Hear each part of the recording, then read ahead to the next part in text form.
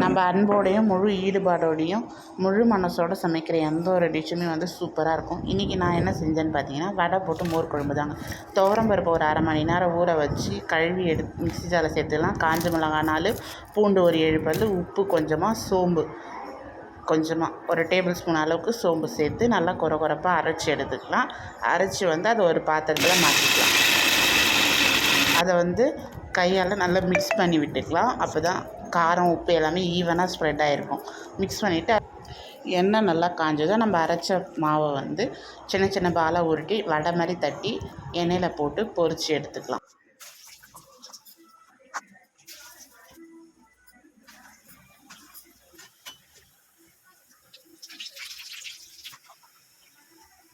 ஒரு பக்கம் வந்ததும் இன்னொரு பக்கம் திருப்பி விட்டு எல்லாத்தையும் இதே மாதிரியே வந்து நம்ம ரெடி பண்ண மாவை பொரித்து எடுத்து வச்சுக்கலாம்.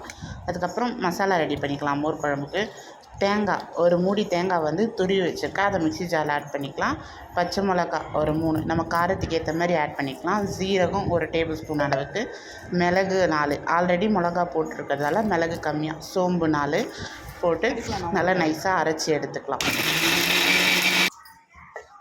கடாயில் எண்ணெய் விட்டு கடுகு, சீரகம், வெந்தயம் தாளிச்சிக்கலாம். கருவேப்பிலை 4 போட்டுக்கலாம். பச்சை கருவேப்பிலை இருந்தால் போடலாம். நாங்கள் வந்து காய வச்சு ட்ரையாக வச்சுருக்கோம், அதை சேர்த்துக்கலாம். கடுகு பொரிஞ்சதும் வந்து அதில் மஞ்சள்தூள் சேர்த்துக்கலாம். கடுகு பொரியும் போது வந்து மஞ்சள்தூள் போட்டோம்னா கடுகு பொரிஞ்சு வெளியே வராத இருக்கும். கடுகு மஞ்சள்தூள் போட்டு பொரிஞ்சதும் நம்ம அரைச்சி வச்சுருக்க தேங்காய் பேஸ்ட்டை அதில் ஆட் பண்ணிக்கலாம். தேங்காய் பேஸ்ட் ஆட் பண்ணி கொஞ்சம் நல்லா கலந்து விட்டுட்டு கொஞ்சமாக தண்ணி சேர்த்து கலந்துக்கலாம்.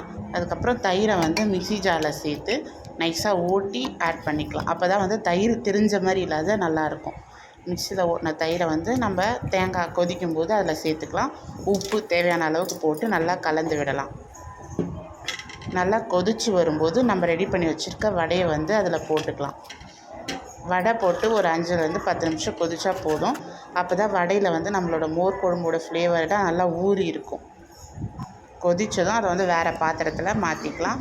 சுட சுட சாதத்தில் நம்ம வடை மோர் குழம்பை விட்டு பிசைஞ்சு சாப்பிடும்போது வந்து டேஸ்ட்டு சூப்பராக இருக்கும். நம்ம டிஃப்ரெண்ட்டான மோர் குழம்பு சூப்பராக இருக்கும். நீங்களும் உங்கள் வீட்டில் ட்ரை பண்ணி பார்த்து எப்படி வந்ததுன்னு கமெண்ட் பண்ணுங்கள். மறக்காமல் நம்ம சேனலை சப்ஸ்கிரைப் பண்ணுங்கள்.